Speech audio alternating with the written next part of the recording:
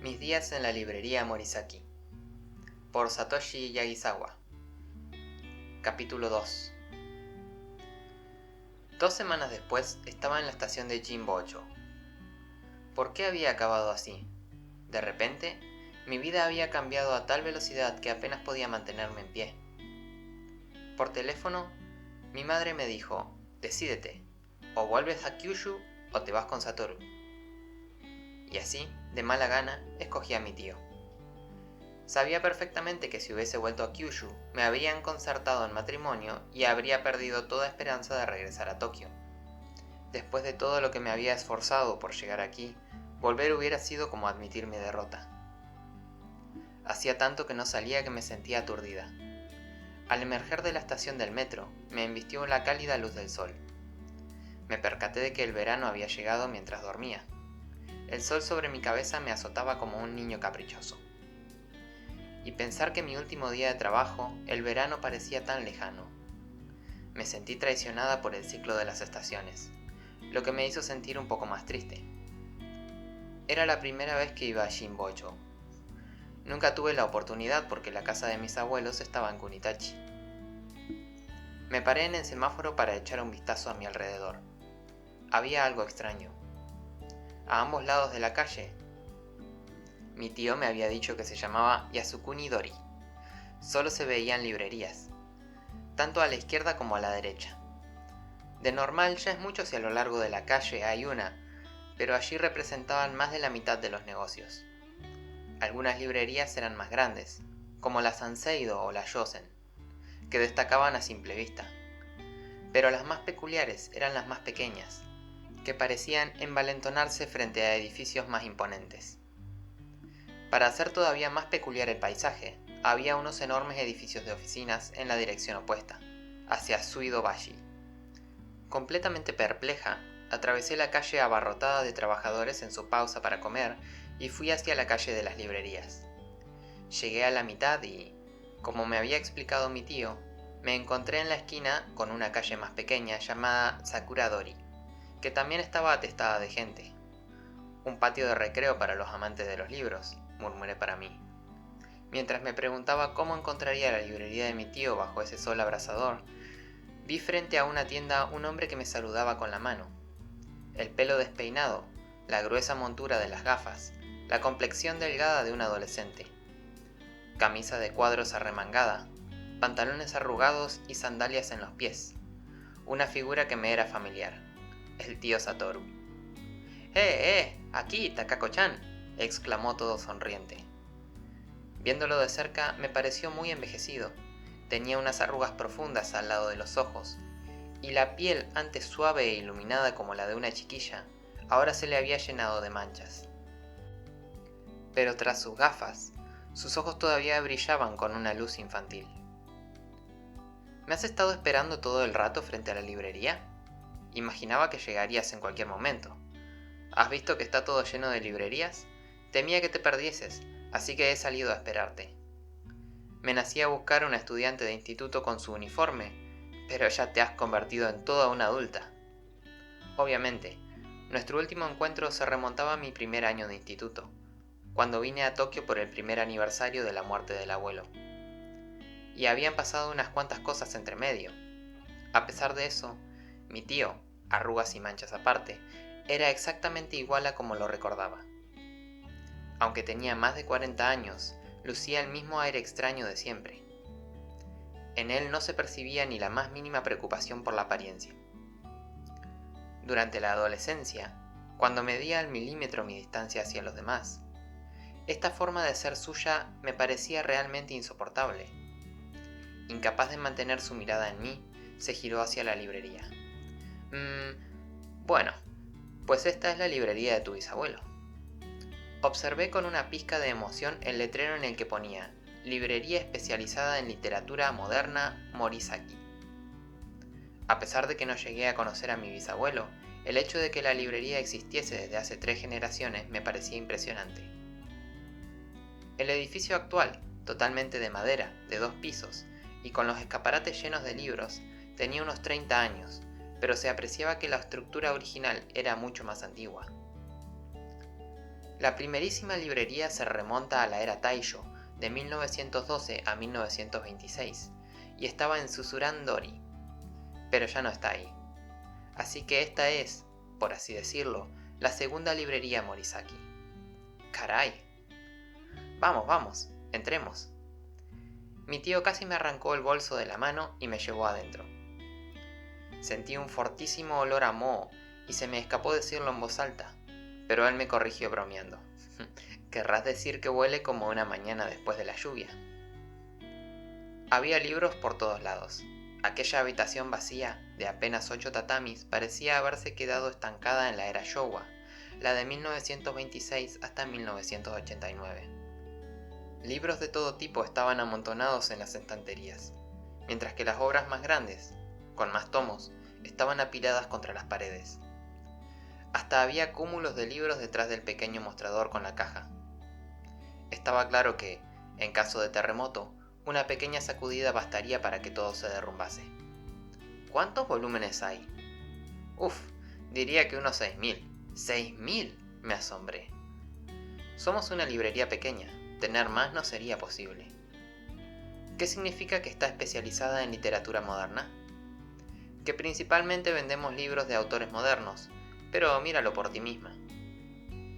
Mi tío me señaló una hilera de libros. Leí algunos nombres que ya conocía, como Akutagawa Ryonosuke, Natsume Soseki y Mori Ogai, pero nunca había oído hablar de los demás. Los escritores que más conocía eran sobre los que había leído en el instituto. «Vaya, ¿cuántos hay?», dije, y el tío sonrió. Por aquí cada librería tiene su propia especialización.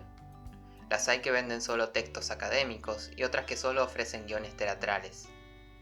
Algunas librerías son realmente peculiares.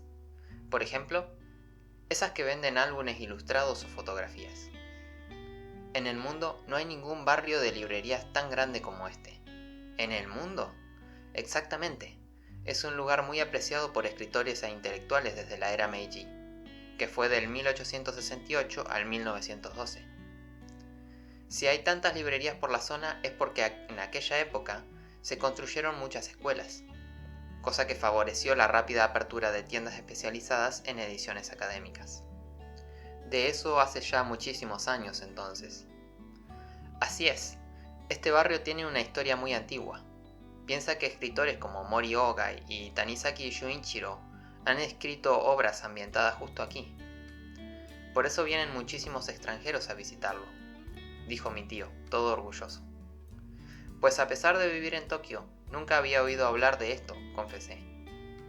Estaba realmente impresionada tanto por toda esa historia como por mi tío que, como respuesta a una simple pregunta, me había contado tantas cosas. Para ser alguien que nunca se preocupó por encontrar un buen trabajo y que siempre vivía al día, sabía mucho. De hecho, de pequeña me percaté que tenía bastantes libros que parecían de todo menos simple. Libros de historia, de filosofía y de otras materias. En cuanto puedas, ve a dar un paseo por los alrededores. Hay muchos sitios interesantes. Aunque quizá no hoy, quiero enseñarte la habitación antes. El piso de arriba sirve también como almacén, pero hay espacio de sobra. Eché un vistazo y por poco no me desmayo. El almacén eran montones de libros altos como torres y que estaban por todos lados, tanto que no sabías dónde poner los pies. Era como una película de fantasía. Era imposible no sudar a pesar de que había un viejo aparato acondicionador encendido a máxima potencia.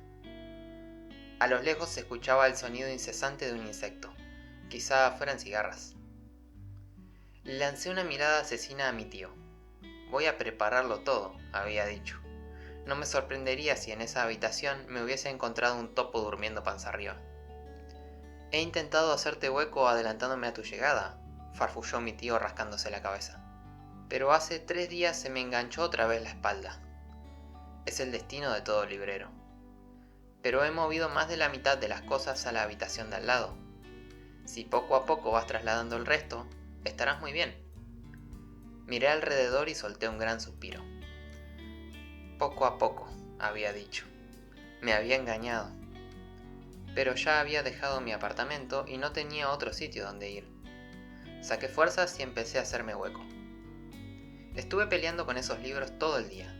Sudando la gota gorda, fui capaz de mover esas montañas de volúmenes a la habitación de al lado.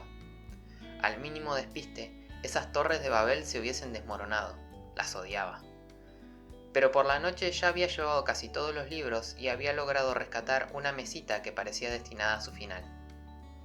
En la habitación de al lado, las pilas de libros llegaban casi hasta el techo y daba miedo pensar que el suelo pudiese ceder. Pero la estructura de la casa parecía firme, así que decidí no pensar demasiado en ello. Pasé el aspirador recogiendo cada mota de polvo y limpié con un trapo las paredes y el tatami hasta que la habitación pareció habitable. Mientras observaba satisfecha el fruto de mi trabajo, mi tío subió a buscarme una vez que cerró la tienda.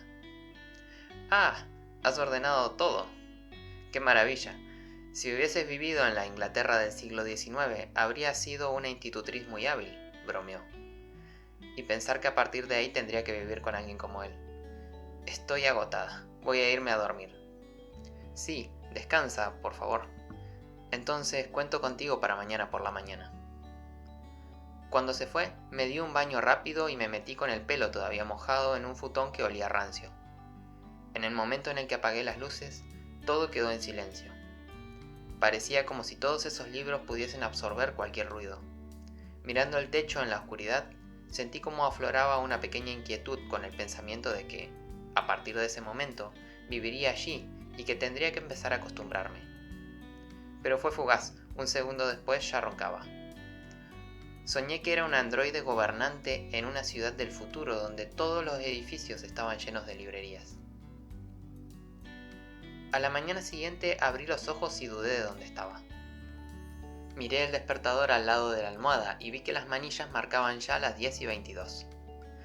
Volví en mí y me levanté de un salto con un grito. La librería abría a las 10. Antes de dormirme había puesto el despertador a las 8, pero seguramente ni lo había escuchado. ¿Quién me había jugado una jugarreta tan odiosa? Menuda pregunta. Yo misma. ¿Cómo había podido cometer semejante estupidez? Siempre había sido una persona madrugadora y presumía de no haber llegado nunca tarde durante los 3 años de trabajo. Bajé corriendo por las escaleras y subí la persiana metálica todavía en pijama y toda despeinada. El sol estival invadió la tienda de golpe. Todas las demás librerías ya estaban abiertas, solo yo lo había hecho tarde. ¿Y ahora? ¿Cómo podría devolverle a mi tío las pérdidas de esa parte de la mañana? Me quedé sentada en la caja todavía en pijama y completamente trastornada durante casi media hora. Sin embargo, durante todo ese tiempo, para mi sorpresa, no entró nadie. Ni siquiera después vi clientes. Había alguno que otro por la calle, pero pasaban rápido por delante de la puerta y no entraban nunca. Entendí que podía tomármelo con calma. Volví arriba y me cambié, me peiné y por fin me maquillé un poco. Casi a mediodía empezó a llegar algún cliente, pero se limitaban a comprar los libros de bolsillo de segunda mano de 50 o 100 yenes. ¿Cómo se las apañaba el tío para salir adelante? Bostecé 30 veces y eché un par de cabezadas. Alrededor de la 1 entró un señor de mediana edad, robusto y con una calva bien brillante. Me miró y empezó a hacerme una pregunta tras otra. ¿Dónde está Satoru? ¿Y tú quién eres? ¿Una empleada a media jornada? Pero si ese no se lo puede permitir. Debía ser un cliente habitual. A ver, mi tío llegará sobre las 2. Soy la sobrina de Satoru. Me llamo Takako. Más que una empleada a media jornada, soy una invitada. Y respecto a las finanzas de mi tío, no sabría decirle. El señor me escuchaba interesado. No me quitaba los ojos de encima. No sabía que Satoru tuviese una sobrina tan joven y amable. Sonreí. Ahora que ya había superado la desconfianza inicial, pensé que en el fondo parecía una buena persona, afable y con una mirada benévola. Verás, me han entrado ganas de leer algo de Shiga Naoya. Hace ya tiempo de la última vez. Desde que mi mujer por poco me tira todos sus libros. ¿Te acuerdas?, dijo el señor curioseando entre las estanterías. Dado que no nos habíamos visto nunca, era difícil que recordase eso. Entonces, ¿dónde está? ¿El qué? Ya te lo he dicho, Shiga Naoya. Ah, sí, debería estar por aquí. El señor me miraba circunspecto. ¿Tú lees libros? No, para nada, respondí sonriendo. La expresión del señor cambió totalmente. Ahora parecía un demonio. Me lanzó una mirada asesina y empezó con su sermón. Pero bueno, los jóvenes de hoy en día no leen nada, solo piensan en el ordenador y los videojuegos. ¿Qué podemos hacer? Y los pocos que leen escogen basura como el manga o las historietas online. Escúchame bien, todo eso te muestra solo la superficie de las cosas. Si no quieres convertirte en una persona superficial, intenta leer alguno de estos libros maravillosos que hay aquí dentro. Siguió así durante un rato que me pareció infinito, y, para cuando por fin se fue, había pasado casi una hora. Después de toda esa parrafada, se fue sin comprar nada. Me sentía cansada y cuando mi tío llegó media hora más tarde, pensé que era un fantasma. ¿Qué tal ha ido hoy? ¿Ha pasado algo?, me preguntó mientras miraba el registro de la caja. No, pero a eso del mediodía ha venido un señor con la cabeza que parecía un diente de león a medio soplar, y se ha quedado charlando un buen rato. Ah, sí, el señor Sabu. Es un cliente habitual desde hace 20 años. Se me escapó una risa. Por algún motivo me parecía que el nombre Sabu le venía que ni pintado. Está enamorado de los grandes escritores japoneses y es un charlatán. Muchas veces me pone en situaciones incómodas hasta a mí, pero basta con ofrecerle una taza de té, asentir con la cabeza y, tras un rato, se marcha. Pensé que cuando se tiene un negocio realmente se ve de todo. El propio concepto de cliente habitual tenía un aire anticuado. Oye, tío, dije, deseosa de compartir la primera duda de la jornada. ¿Qué ocurre? ¿Cómo va el negocio? Se ven pocos clientes y, si compran algo, casi siempre son libritos económicos. El tío se rió a gusto. Tienes razón. Actualmente, las librerías de segunda mano no lo están pasando bien. En los tiempos de mi padre sí que era una actividad rentable. Por aquella época, el mercado editorial era mucho más simple, además de que no existía la televisión. Era totalmente diferente.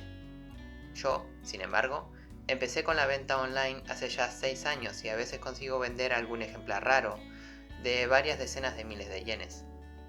En resumen, me las apaño. ¿Tú no vas a las librerías, Takako? A veces voy a cadenas de segunda mano como Book Off. Allí puedo leer manga. Sí, ahora está todo lleno de esas cadenas. Pero desde hace mucho no venden libros de escritores importantes, como los que se pueden encontrar en librerías como la mía. Y es porque no hay una gran demanda, a pesar de que hay bastantes personas que los adoran, incluyendo gente de tu edad. Para ellos, las librerías como esta son un paraíso. Como para mí, por supuesto. ¿Verdad? Cuando vivías con los abuelos, tu habitación estaba atestada de libros. ¿Cuándo heredaste este lugar? Pues fue cuando el abuelo empezó a encontrarse mal. Hace unos 10 años, quizá. ¿Sabes? Para los otros libreros yo soy todavía un jovenzuelo. Algunos de ellos tienen 30 o 40 años de experiencia. ¡Ostras! Es un mundo totalmente incomprensible para mí. Deberías intentar leer alguna cosa de las que hay por aquí. Todo está a tu disposición, dijo mi tío con una sonrisa. Sonreí también y lo dejé pasar.